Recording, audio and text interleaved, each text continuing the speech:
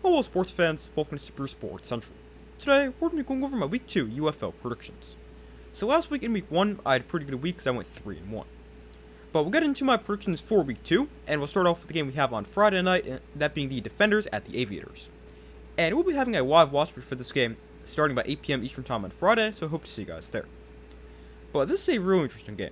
Now, both these teams are 0-1 after losing in Week 1, as the Defenders, they lost to the Battlehawks 16-10, and the Aviators lost to the Storm by a score of 23-16. But this is a game that I think should be pretty good and pretty close. Now, the Defenders' offense, they were not good last week, and a big reason why was their inability to protect Jordan Teamo, as he got sacked 7 times, and I worry about that once again this week, because the Aviators' pass rush looked pretty good last week, as they had 4 sacks. 2 of them came from Ron Stone, who's second in the UFL in sacks after 1 week of play. So I definitely think protecting Jordan Teamo could be a problem for the Defenders once again, but I do think we could see them run the ball pretty effectively, because the Aviators, they give up 139 rush yards last week, which was the most any team allowed in the opening week. So I definitely think the Defenders could run the ball effectively, and that could definitely take a lot of pressure off Jordan Teamo and the offensive line to throw the football.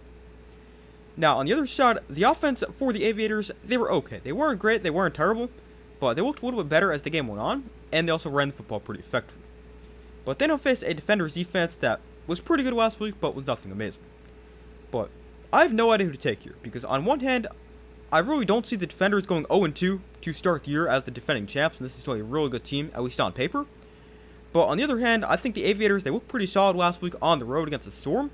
Now they're at home, I think they can control the line of scrimmage and win this game. So I really don't know who to take, but I'm going to take the upset. I'm going to take the Aviators to get their first win in franchise history.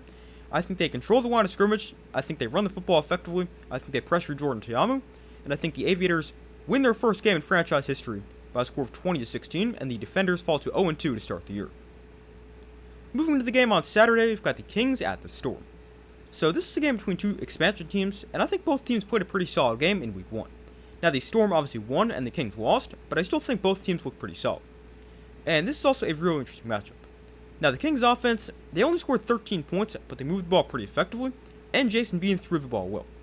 But while he did throw the ball well last week, Bean and the Kings offense, they now face a Storm defense that also looked pretty good in Week 1, and their secondary is also quite good, led by former NFL corner and Lamar Jackson. Now on the other side, it's also a good matchup, as the Storm offense, they weren't insane, but they were pretty good, scoring 23 points. They ran the ball effectively, and quarterback Jack Plummer looked pretty good. And they now face a Kings defense that played pretty well, although their run defense wasn't amazing, and their defense as a whole, I still don't think is anything too crazy. But this is another tough game to predict, but I'm going to take the Storm to get the win. They got the win last week. I thought they looked like the better overall team. They're also at home, and I've got the Storm improving to 2-0 on the season, and getting the win by a score of 24-14.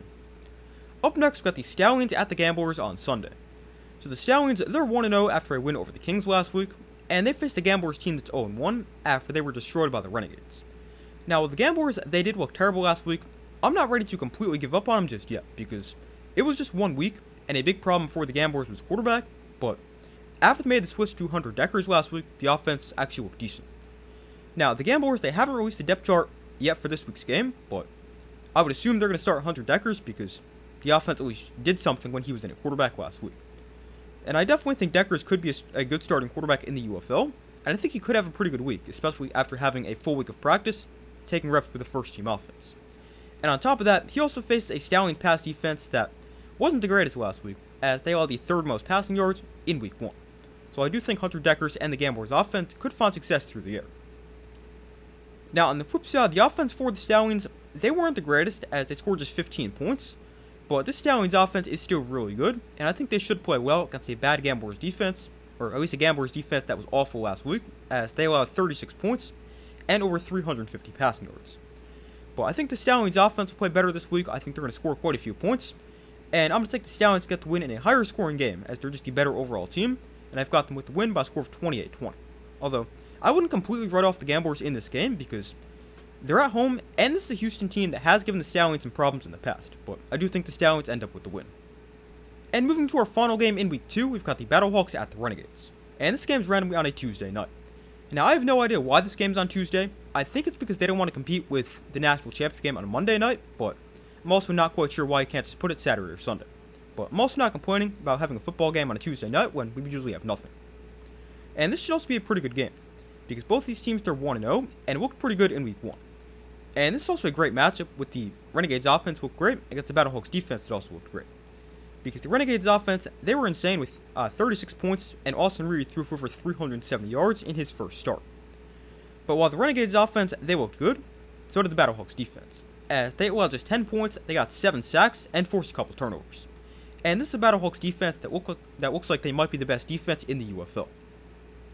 Then on the offensive side for the Battlehawks, they weren't great last week with just 16 points, but they're also without their top receiver Hakeem Butler, who's a huge part of their offense, and he should be back for this week's game. And the Battlehawks offense, they faced a Renegades defense that was pretty solid but nothing amazing, as they allowed 17 points. But I have no idea who's going to win this game. Now, if this game was in St. Louis, I would take the Battlehawks because they're great at home, but the Renegades, they're home for this game, and I have no idea who to take.